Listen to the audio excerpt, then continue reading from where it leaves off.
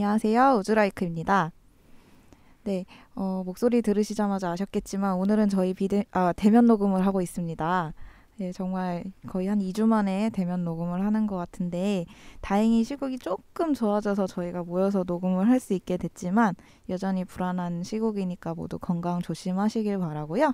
팟캐스트 4화 시작하도록 하겠습니다. 오늘 팟캐스트는 적색거성과 그다음에 백색여성님께서 같이 준비를 해주셨어요. 안녕하세요. 백색의성입니다. 네, 제가 저번에 그냥 백색여성이라고 말씀드렸더니 자기는 백이라고 굉장히 강조를 하셨는데요. 네, 오늘 저희가 같이 준비한 뉴스와 몇 가지 이야기들 같이 들어보도록 하겠습니다. 우선 첫 번째 이야기 저희 백색여성님께서 준비해 주셨는데요. 어떤 뉴스를 준비해 주셨나요? 사실 뉴스를 통해서 많이 소개가 돼서 미리 들어보셨을 분들도 있을 거예요. 아마 우리나라 뉴스에도 잠깐 소개가 되었고 해외 이제 SNS에서도 많이 이야기가 나왔거든요. 저번 14일 월요일 날 밤에 갑자기 이제 영국 왕립 천문학회 그러니까 로열 애스트로노믹 소사이티 RAS에서 갑자기 이제 언론 브리핑이 있을 거라고 속보가 떴었거든요. 저는 운이 좋게 그래서 월요일 밤 우리로 치면은 이제 월요일 밤 11시 12시쯤에 언론 브리핑이 시작했는데 다름 아니라 금성에서 생명체의 흔적으로 해석될 수 있는 바이오마커, 그러니까 그 바이오마커는 인화수소물인 포스핀이 발견되었다는 소식이었어요.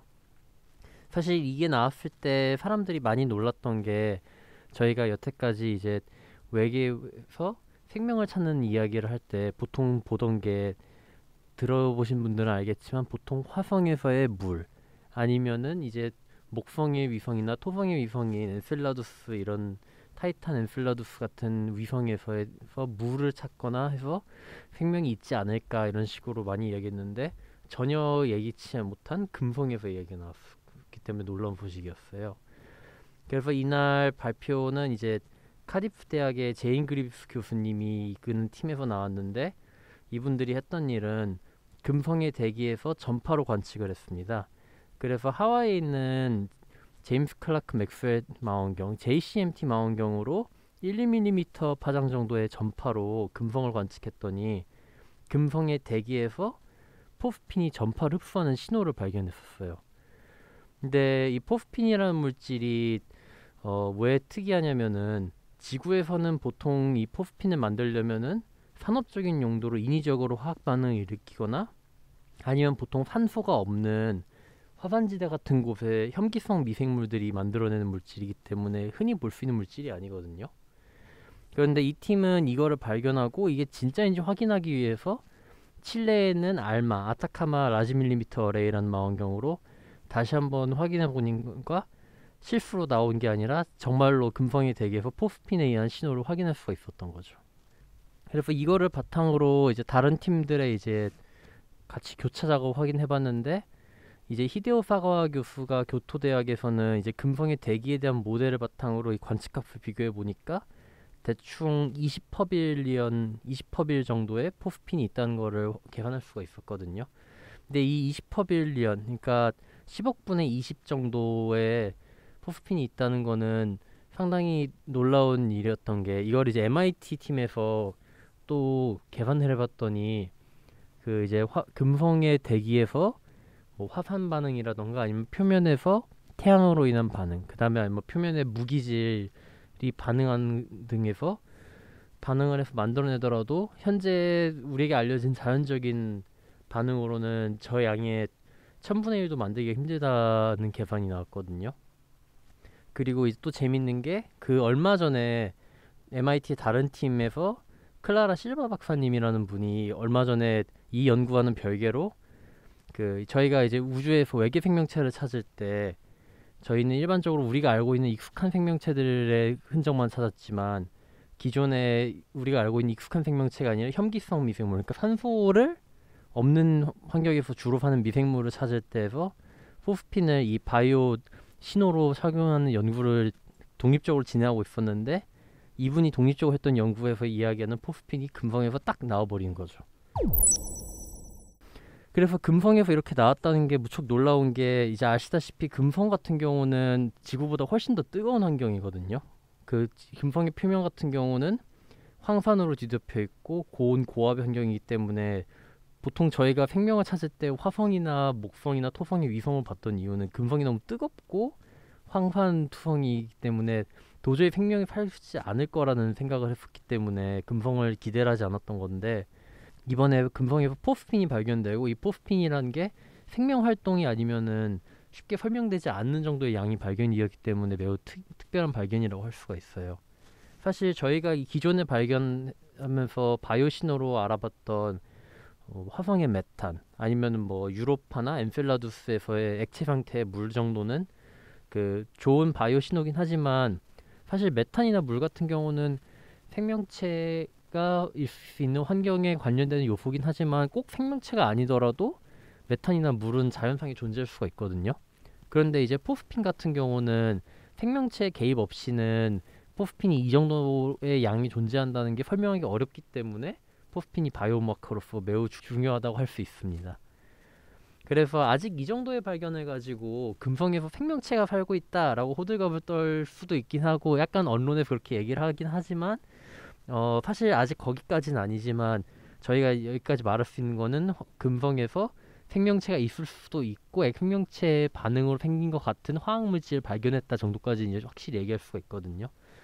그리고 사실 우리가 이게 꼭 생명체에 인하지 않더라도 지구 밖의 환경에서 일어나는 화학작용에 대해서도 알 수 있는 좋은 기회이기 때문에 매우 큰 발견이라고 생각되고, 만약 이게 정말로 생명체에 인한 현상이라면은 금성에서 저희가 전혀 기대치 못한 곳에서 지구와 다른 곳에서는 생명체가 지구랑 전혀 다른 양상으로 반응할 수 있다는 걸 알 수 있게 된 매우 귀중한 발견이라고 할 수 있을 것 같습니다.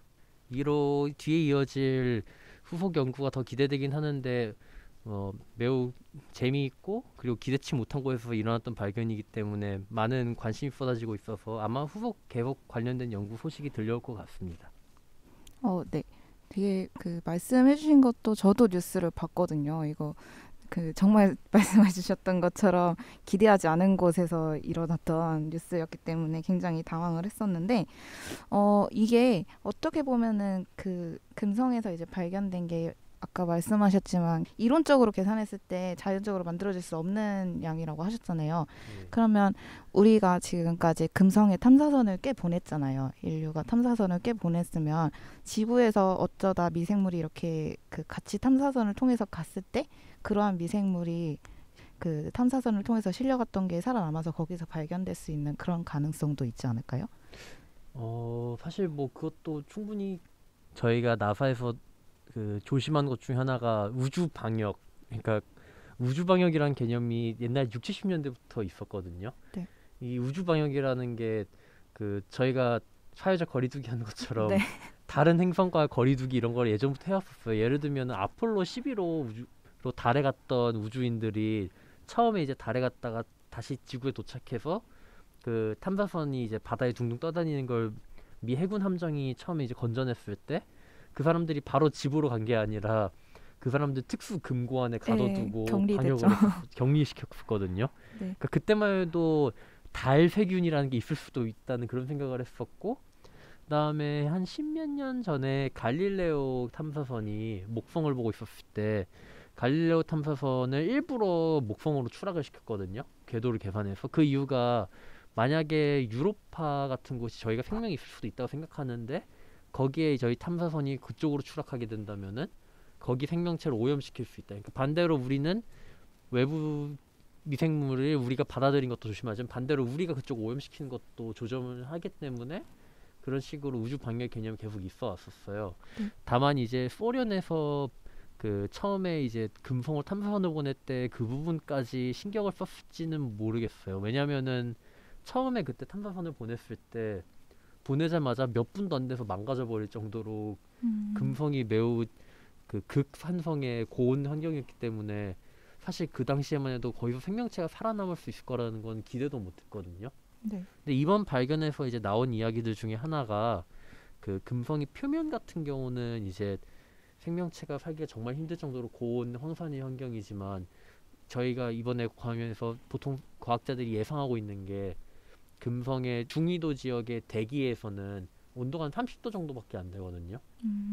그렇기 때문에 그 거기도 이제 황산 산성의 환경이긴 하지만 온도는 훨씬 낮기 때문에 거기에 이제 대기에 떠다니는 미생물이 있지 않을까 이런 식으로 그때 브리핑 때도 박사님들이 말씀하시더라고요. 어, 오염 같은 경우는 이제 따로 말씀을 안 해주셨는데 적색거서님께서 말씀해주신 것처럼 과거에 우리도 70년대 탐사선들 보냈기 때문에 저희가 그쪽으로 옮겨진 미생물이 가능성도 있는데 다만 제 생각에 그 가능성은 좀 적을 것 같은 게 포스핀도 여기서 말씀해 주시면 지구상에서도 포스핀 같은 경우는 보통 그 혐기성 그 미생물이 보통 만들어내는 거니까 보통 산소를 싫어하는 미생물인데 이런 미생물들은 보통 일반적인 환경에 살진 않아요. 예를 들면 뭐 우리의 뱃속이라던가 아니면 화산지대 이런 보통 산소가 없는 환경에서만 존재하기 때문에 사실 지구에서 흔히 저희가 의도하지 않고 실수로 묻게 되는 미생물일 경우 그런 식으로 오염되기는 쉽지 않을 거라고 생각해서 사실 저희 탐사선에 있던 애가 금성을 오염시켰다라고 하기에는 조금 쉽지 않을 것 같아요. 그리고 어, 금성 대기 전체에 70년대 그 탐사선에 조금 묻어서 간 녀석이 하긴 꽤 50년 오래 만에 사네요. 그러면. 50년 만에 금성 대기 전체 그 조성을 바꿀 정도로 퍼져나가기에는 조금 무리가 있지 않을까로 저는 생각해요. 아, 네. 그런 가능성이 있을 수도 있지 않을까 이런 생각을 해봤는데 또 들어보니까 네. 네, 그런 부분이 있네요. 어떻게 보면 사실 저희는 생명체 이제 이런 말씀하신 것처럼 물이라든가 약간 그 기름, 온도, 습도 뭐 이런 것도 같이 고려했을 때 저희의 기준을 약간 적용한 부분이 없지 않아 있는 것 같거든요. 뭐 인간이라든가 아니면 뭐 최소 박테리아 정도가 생존할 수 있는 그런 거를 이제 기준으로 해서 조사를 하는 경우가 맞는 것 같은데 어떻게 보면 다른 이제 뭐 외기권 외계 행성들이나 이런 곳에서는 그런 게 전혀 안 먹힐 수도 있는 거잖아요. 그래서 이번에도 그런 신호가 정말 예상치 못했던 금성에서 발견된 거고 그래서 아마 이 부분은 또 앞으로도 계속 연구가 좀 많이 나올 것 같은 네, 그런 느낌이 좀 드네요. 네, 지금까지 알아봤던 이 포스핀에 대한 뉴스와 더불어서 그렇다면 이런 생물학적인 방법 이외에도 혹시 이런 외계 생명체를 찾는 시도를 어떻게 하고 있는지에 대한 소개를 제가 좀 해보도록 하겠습니다. 제가 이번에 같이 준비해본 이야기는 외계 지적 생명체 탐사, 이거는 줄여서 세티라고 표현을 하는데요. 이 세티에 대한 이야기를 준비를 해봤습니다. 이 세티라는 이 세티는 어떤 것의 약자냐면 Search for Extraterritorial Intelligence라고 해서 말 그대로 정말 외계 지적 생명체 탐사를 말을 해요. 우선 저희가 잘 알고 있는 천문학자 칼 세이건은 되게 이 명언을 하나 남겼어요. 이 우주에서 지구에만 생명체가 존재한다면 그것은 엄청난 공간의 낭비다. 라는 정말 유명한 희대의 명언을 남겼는데요. 우주에 이런 우리와 같은 문명을 갖고 있는 존재가 있다면 그들도 우리처럼 우리가 여기 있다 이렇게 우주에 자기들의 존재를 알리고 있을 거라는 생각에서 출발한 이 세티의 이야기고요. 지구에서는 벌써 저희 70년도 넘게 우주로 전파 방송을 보내고 있어요. 그래서 그 지구의 라디오라든가 그리고 텔레비전 방송을 우주로 이렇게 송출을 하고 있는데요. 이 통신 신호들은 빛의 속도로 나가고 있기 때문에 지구로부터 이제 지금 70년 이상 그 신호들을 보내왔으니까 지구로부터 70광년 이내에서 이런 신호들을 캐치할 이제 전파 망원경 이런 저희가 전파 신호를 보내기 때문에 이런 신호를 캐치할 전파 망원경 정도의 장비를 갖춘 생명이 있다면 우리의 신호들을 봤을 수도 있습니다. 그래서 이 보낸 신호는 그렇다고 뭐 배터리가 있거나 이런 게 아니라서 소멸되는 게 아니기 때문에 100년이면 100년 또 10,000년이면 10,000년 이런 식으로 계속해서 신호가 나아가게 되는데 그렇기 때문에 적어도 수십만 년 정도가 지나면 우리 은하 내에서는 모든 존재한테 우리의 신호가 닿았을 수도 있는 거거든요. 그래서 물론 이제 저희는 그 신호를 보낸 저희 같은 경우는 그때쯤 되면 없겠지만 우리의 후손들도 그때쯤 계속 이어서 보내고 있을 것이기 때문에 결국에 우리 우주에 신호는 계속해서 남게 되고 있는 거예요. 그래서 이러한 우리의 이제 우주에 우리처럼 발달된 문명이 있다면 그들도 자신의 존재를 우리처럼 알릴 것이고 우리의 신호를 받았을 수도 있고 그러면은 그런 것들에 대해서 어떤 흔적을 우리가 찾을 수 있는지 그런 것들에서 세티가 출발을 하게 됐고요. 그래서 아까도 말씀드렸지만 주로 전파 망원경으로 신호를 찾고도 이제 그 보내는 신호들도 다 전파 형식이기 때문에 진행이 되는데, 이런 세티의 역사를 좀 간단하게 말하기 이전에 이거 예전에 한번 저희 팟캐스트 8화에서 한번 언급을 하고 넘어갔던 적이 있는데, 1960년대에 프랭크 드레이크라는 박사가 드레이크 방정식이라는 방정식을 고안을 했어요. 자세한 거는 8화를 다시 한번 들어주시고요. 이를 간단히 말씀드리면, 우리 은하 내에서 인간과 교신이 가능한 지적인 외계 생명체의 수를 이 방정식을 통해서 측정을 한다, 이런 내용이에요. 그래서 이 방정식을 이제 따라서 1960년대에 RA15 천문대를 통해서 고래자리 타우별과 에리다누스 자리 엡실론 두 개의 별 주위에서 이제 오는 신호를 찾는 시도를 한 게 세티의 첫 시작이었어요, 공식적으로는. 네, 그래서 이 이후로 여러 나라에서 좀 관심을 가지기도 시작을 했고, 1984년에는 세티에 대한 연구소도 설립이 될 정도로 막 활성화가 되고 있었는데, 이게 그렇게 오래 가지는 못했어요. 그래서 아무래도 이 외계 생명체를 찾는 신호라는 게 사실 굉장히 희박한 가능성을 좀 염두에 두고 있기도 하고, 어떻게 보면은 굉장히 긍정적으로 생각을 해야 되는 거기도 하고, 근데 어떻게 보면은 정말 부정적일 수도 있거든요. 왜냐하면 단시간 내에 결과가 나오는 것이 아니기 때문에. 그래서 결국에는 뭐 예산 지원 문제도 있고, 또 그 전파 환경을 그렇다고 저희 매번 사용해서 할 수 있을 만한 그런 충분한 시간이나 이런 것도 좀 부족했기 때문에 이런 세티 프로젝트가 원활하게 진행이 되기는 좀 어려웠어요. 네, 근데 다행히 이후에 그 좀 민간 기부자들이 좀 늘어나면서 프로젝트가 다시 좀 지속을 되고 있는데요. 이 세티 방법을 몇 가지 얘기를 해보자면, 일단은 첫 번째로 수동적 찾기라고 해서 그 패시브 세티가 있고요. 그 다음에 능동적 찾기라고 해서 액티브 세티가 있어요. 패시브 같은 경우는 외계에서 우리 오는 신호를 우리가 받아가지고 그것들이 그럼 이거는 외계에서 보낸 신호다, 그거를 확인을 하는 방법이고, 또 액티브 같은 경우는 그 직접 찾아 나서는 방식으로 아까 앞서 말했던 우리가 라디오나 전파 방송을 우주로 송출을 해서 그거에 대한 응답을 받는 방법이에요. 네, 그래서 액티브는 앞서 말했던 것처럼 이제 좀 다양한 장소로 직접 우리가 전파를 좀 보내고 있고, 그 패시브 같은 경우는 레이저 전파나 레이저 플래시 등을 이용해서 진행을 하고 있습니다. 그래서 이런 세티가 이제 진행이 되고 있는데, 아까 앞서 말씀드렸던 것처럼 사실 그 굉장히 지원이 막 그 활성화되어 있거나 그런 거는 아니에요. 우리나라에서도 원활하게 진행이 되지는 않고 있는데, 앞서 말씀드린 것처럼 뭐 희박한 확률이라든가 여러모로 좀 부정적으로 볼 수 있는 그런 면들, 그런 것들이 조금 많이 우려를 낳고 있어서 전 세계적으로 굉장히 막 그 긍정적으로 보여지고 있는 그런 프로젝트는 또 아닌 부분도 있거든요. 하지만 그 나사에서도 이제 그 공식적으로 프로그램으로 진행되다가 한 1년 만에 취소된 전적도 있고요. 그래서 민간으로 좀 진행을 계속 되고 있고, 지금도 그런 식으로 진행이 되고 있는데, 한국의 경우에는 한국천문연구원에서 한국우주전파관측망이라는 이름으로 서울이랑 울산, 그다음에 제주 이렇게 각각 분포한 지름 21m 전파 망원경으로 세티코리아 프로젝트를 시작해서 진행을 하고 있어요. 딱 모양을 보면 약간 삼각형? 삼각지대 같은 그런 모양을 이제 이루고 있고, 그 각각의 전파 망원경에서 이제 신호를 추출을 해가지고 저희 나라 차원에서 분석을 하고 있습니다. 그래서 이런 세티 프로젝트의 일환으로 아까 계속 말씀드렸지만 이게 좀 민간으로 그 도움을 많이 받고 있는데, 그래서 세티의 홈이라는 프로젝트가 있어요. 그래서 이거 어떻게 표시를 하냐면 세티하고 골뱅이 홈이에요. 그래가지고 말 그대로 집에서 하는 세티거든요. 그래서 아무나 다 참여를 할 수 있는 거는 아니고, 그러니까 세티 프로젝트에 활용되는 보닉이라는 프로그램을 설치한 그런 PC만 참여를 할 수가 있어요. 그래서 이게 슈퍼컴퓨팅을 분산 컴퓨팅이라고 해가지고, 원래는 외계의 신호를 좀 정확히 분석을 하려면 그에 따른 좀 슈퍼컴퓨터가 필요해요.